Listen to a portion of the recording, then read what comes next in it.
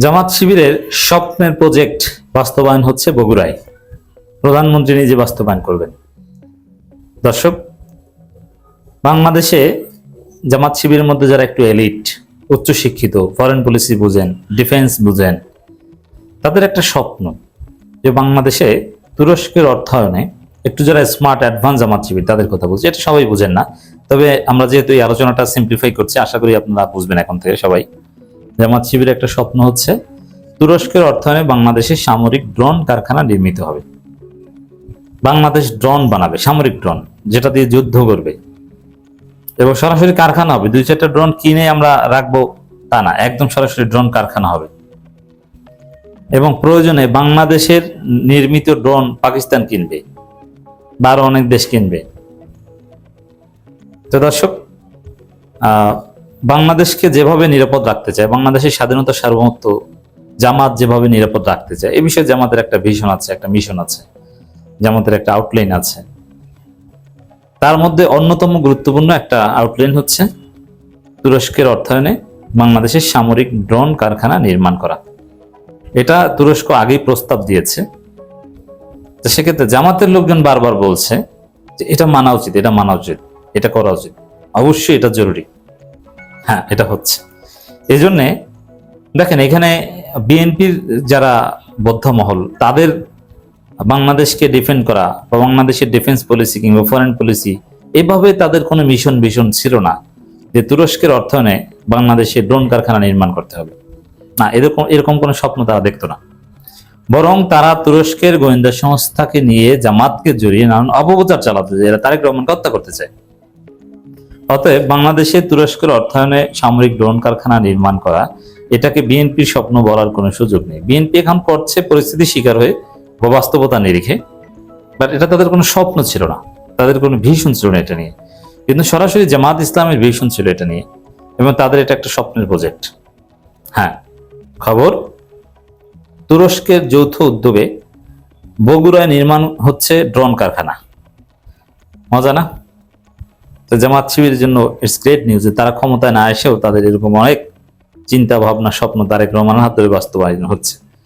এরকম দু একটা জায়গায় হচ্ছে, ইট ডাজন্ট মিন দ্যাট তাদের জন্য বাংলাদেশ একটা অনুকূল পরিবেশ। এটা জাতির বৃহত্তর স্বার্থের জন্য অনুকূল, বাট ওভারঅল জামাত বিরোধী দল, এটা তাদেরকে মনে রাখতে হবে। প্রতিরক্ষা প্রযুক্তিতে সক্ষমতা বাড়াতে, মানে এই যে ড্রোন কারখানা, এটা কিন্তু প্রতিরক্ষা রিলেটেড। সক্ষমতা বাড়াতে এই ড্রোন কারখানা নির্মাণ করা হচ্ছে। এটা স্থানীয় সরকার প্রতিমন্ত্রী মীর শাহ আলম এটা জানিয়েছেন। তো মীর শাহ আলমকে নিয়ে কিন্তু একটা চমৎকার রাজনীতি হচ্ছে। দেখেন, শাহ আলম এটার সাথে জড়িত, তুরস্ক অর্থায়নে ড্রোন কারখানা নির্মাণ করা। শাহ আলম বাংলাদেশের সম্রাট ছিলেন, তাকে নিয়ে বিতর্ক আছে, আমরা তীব্র সমালোচনা করেছি। আর দি সেম টাইম এটা মনে রাখতে হবে, এখানে শাহ আলমকে দুধের ধোয়া আমি বলছি না। তিনি যেভাবে সেই মোগল সম্রাটদের মতো সবকিছু তার পরিবারের নামে করা শুরু করেছিলেন, এটা নিঃসন্দেহে নিন্দনীয়। জামায়াত ইসলামী সর্বপ্রথম সংসদের প্রতিবাদ করেছে এবং তারপরে এটার একটা বিহিত হয়েছে। কিন্তু তারপর যে আমরা শাহ আলমের ত্রুটি বিচ্যুতি বা দুর্বলতা, এগুলো আমরা ধরে নিলাম, মেনে নিলাম, এগুলো আছে, এগুলো সমালোচনা চলবে। কিন্তু একটা সিম্পল থিওরি বাংলাদেশের রাজনীতি, দর্শক আপনারা মনে রাখবেন, যে প্রথম আলো যদি কারো বিরুদ্ধে লাগে, বুঝবেন যে ওই লোকের কিছু ভালো গুণ আছে। কোন লোকের মধ্যে খাস সাতান দেশপ্রেম না থাকলে, ভারতের আধিপত্যবাদ বিরোধিতা না থাকলে, তার বিরুদ্ধে প্রথম আলো সিরিয়াসলি নামে না। যেমন দেশে হুজুরদের দিয়ে এই উদাহরণটা বোঝেন, দেশে কত ধরনের শরীয়ত বিরোধী কাজ হয়, ইসলামী তাহজিব তমদ্দুন আকীদা বিরোধী কাজ হয়, রাষ্ট্র এবং সরকার কত উল্টোপাল্টা কাজ করে। দেখবেন যে চরমনায় হেফাজত কোনো কিছু বলে না, চুপ। মির্জা ফখরুল কি ভয়ঙ্কর কথা বললেন শরিয়া আইনের বিরুদ্ধে 2 দিন আগেও, জামাতকে পেঁচিয়ে। কিন্তু হেফাজত চুপ, চরমনায় চুপ, কিছু বলবে না। এর মানে অন্যায় করলেই যে তার বিরুদ্ধে প্রতিবাদ হয় তা না, এটা সিলেক্টিভ। যেখানে রাজনৈতিক স্বার্থ আছে প্রতিবাদ করা, সেখানে প্রতিবাদ করে। জামাতের কেউ একটু এদিক ওদিক বলুক, সবাই মিলে ঝাঁপিয়ে পড়বে, কারণ এটা পলিটিক্যাল, এটা আসলে ধর্মীয় নয়। জাস্ট ধর্ম কার্ড এখানে খেলা হয়, বা ধর্ম একটা আবরণ।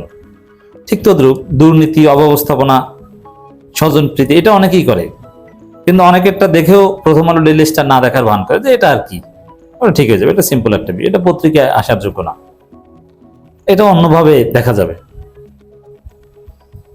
কিন্তু কিছু কিছু আছে যে জাস্ট পান থেকে চুন করবে, ওটা কোনো দুর্নীতির মধ্যে পড়ে না, ওইটাকে নিয়ে প্রথম আলো এমন নাড়াচাড়া করবে তার জীবন তামাতামা করে দেবে। তার মানে তাদের আচার আচরণ হচ্ছে সিলেক্টিভ। এখন কাকে ধরে কার জীবন তামাতামা করবে? যে ভারতের আধিপত্যবাদের বিরুদ্ধে সোচ্চার তাকে।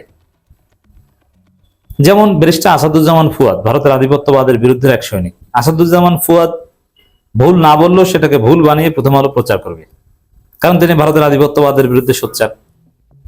ব্যারিস্টার শাহরিয়ার কবির ভারতের আধিপত্যবাদের বিরুদ্ধে একদম সিরিয়াসলি সোচ্চার, তিনি ভুল না করলেও প্রথম আলো সেটাকে ভুল হিসেবে দেখানোর চেষ্টা করবে। এই জন্যে যারাই ভারতের আধিপত্যবাদের বিরুদ্ধে, তাদেরকে দেখবেন যে প্রথম আলো তাদের পিছনে স্পেশালি লাগছে। মীর শাহ আলমের বিরুদ্ধে প্রথম আলো স্পেশালি লেগেছে, কারণ মীর শাহ আলমের মধ্যে কিছু ভালো গুণাবলী আছে। তার মধ্যে একটা হচ্ছে তিনি ভারতের আধিপত্যবাদের বিরুদ্ধে মোটামুটি সোচ্চার। তিনি এই প্রজন্মের রাজনীতিবিদ, তিনি ছাত্র রাজনীতি করেছেন এবং জিয়াউর রহমান, খালেদা জিয়া, বিশেষ করে খালেদা জিয়াউর রহমানের অত কিছু তিনি এরকম দেখেন নাই। খালেদা জিয়ার ভারতের আধিপত্যবাদের রাজনীতি তিনি স্বচক্ষে দেখেছেন, এই জন্য তার মধ্যে ভারতের আধিপত্যবাদের চেতনা আছে। এবং এই যে তুরস্ক, পাকিস্তান, চীন বলয়ের প্রতি তার একটা সমর্থন আছে, তিনি এই গ্রুপের নেতা, তিনি ভারতপন্থী আমির খসরু গ্রুপের নেতা না। যার ফলে প্রথম আলো এই শাহ আলমের বিরুদ্ধে এক্সেসিভলি লাগে, এটা আমাদেরকে খেয়াল করতে হবে। এটা হচ্ছে প্রথম আলোর একটা রাজনীতি। আমি বলছি না যে শাহ আলম দুধের ধোয়া, কিন্তু ওই যে তিলকে তাল করে দেখানো হয়। জামাতের এক এমপি মুখ ফসকে ভুলে বলেছে, হয়তোবা তার দাদার জায়গায় বাবার নাম বলে ফেলেছে যে শহীদ মুক্তিযোদ্ধা, অথচ তার বাবা জীবিত। এটাকে এমন ভাবে উপস্থাপন করেছে মনে হয় যেন বড় কোনো কবিরা গুনাহ করে ফেলেছে, অথচ এটা যে স্লিপ অফ টাং, যে কোনো কমন সেন্স আমাদেরকে এটাই জানায়। যেমন যার বাবা জীবিত একজন এমপি, তার বাবাকে একজন এমপি সংসদদারিকে শহীদ বলবেন? এটা কি হয়? এটা কি টিকবে শেষ পর্যন্ত? এটা তো যে কেউ বুঝে যে জীবিত বাবাকে মৃত্যু দেখানো তাও একজন এমপির ক্ষেত্রে সম্ভব না। মানে ওটা ভুলে বলে ফেলেছেন, স্লিপ অফ টাং, এটা নিয়ে বিতর্কের কিছু নেই। কিন্তু প্রথম আলো এটা নিয়ে একদম এমন ভাবে লেগেছে যে এটা মুক্তিযুদ্ধের ইতিহাস বিকৃত করার মতো, অথচ এটা কিছু না। অন্য কেউ বললে এটা কিছু না, এটা ভুলে বলে ফেলেছে, এটা কোনো রিপোর্টের বিষয় না। স্লিপ অফ টাং এটা স্পিকারও হয় মাঝে মাঝে, স্পিকারও মাঝে মাঝে মাননীয় সংসদ সদস্যের জায়গায় মাননীয় স্পিকার বলে ফেলেন, এটা কোনো সমস্যা না। তো দর্শক, আর মির্জা ফখরুল ইসলাম আলমগীর হচ্ছেন ভারত বলয়ের, যার ফলে মির্জা ফখরুল এবং এই মীর শাহ আলম এদের মধ্যে একটা দ্বন্দ্ব চলছে, একটা খেলা চলছে। মির্জা ফখরুল ইসলাম আলমগীর সফট আওয়ামী লীগ, কালচারাল আওয়ামী লীগ, এদের প্রতি সফট কর্নার রাখেন, এদেরকে বিভিন্ন জায়গায় পুনর্বাসন করার চেষ্টা করেন। আর মীর শাহ আলম তিনি বাংলাদেশপন্থী বা ভারতের আধিপত্যবাদ বিরোধী, যার ফলে আওয়ামী লীগের নাম গন্ধ তিনি সহ্য করতে পারেন না। এ কারণে শাহ আলম এবং মির্জা ফখরুলের বিরুদ্ধে দ্বন্দ্ব আছে। দুইজনে স্থানীয় সরকার মন্ত্রণালয়, একজন মন্ত্রী একজন প্রতিমন্ত্রী, কিন্তু দুইজনের মধ্যে দ্বন্দ্ব আছে। অবশ্য তারেক রহমানের বেশি ঘনিষ্ঠ মীর শাহ আলম, এই জন্য বলছি খেলা চলছে।